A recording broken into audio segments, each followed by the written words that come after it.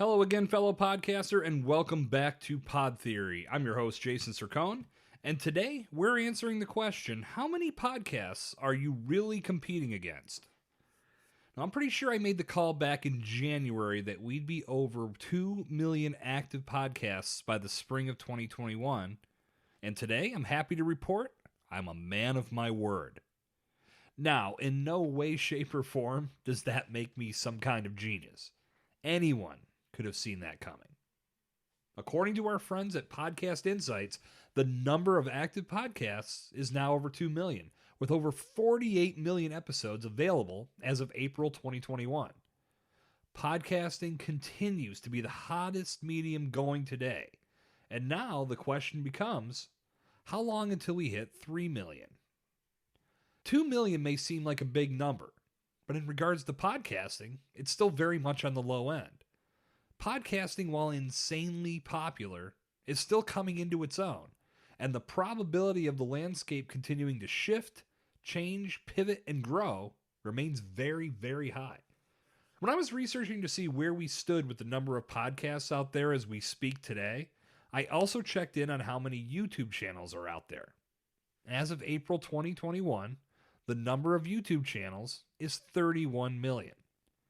And when I did that, I also got curious about how many blogs were spread across the internet. Are you ready for this?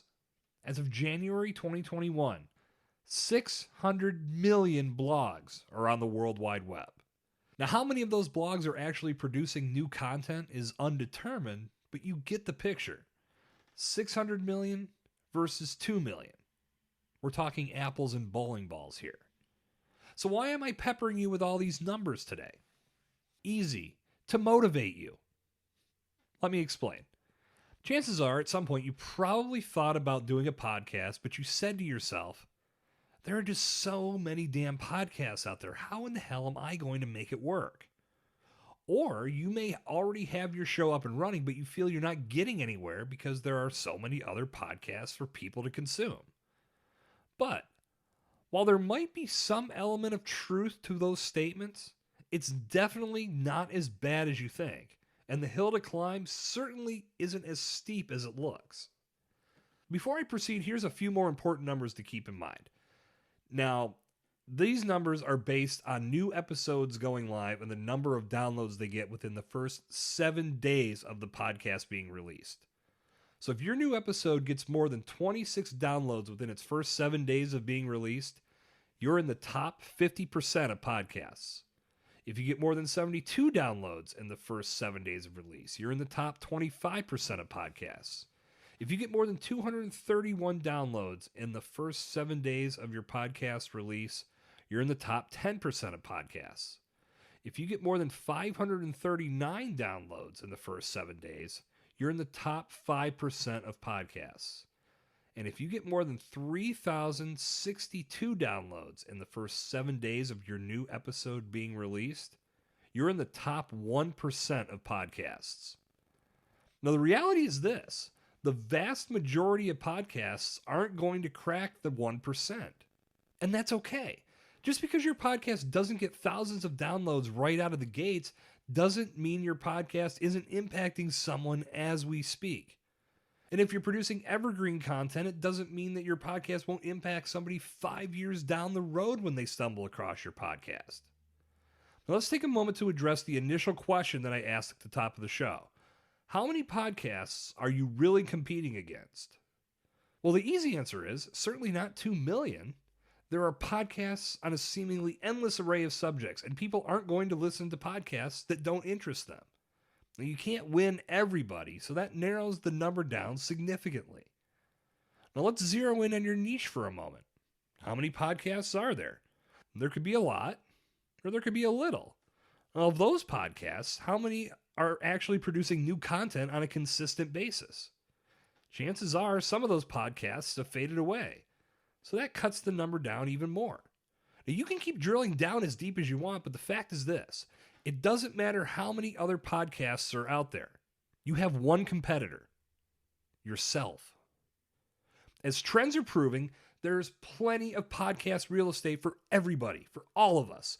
But the ones that are staking their claim to that real estate are the ones that are paying attention to the right factors: value, consistency, understanding their audience and delivering content that serves them, answering questions, offering solutions, establishing authority, producing a polished, top shelf final product.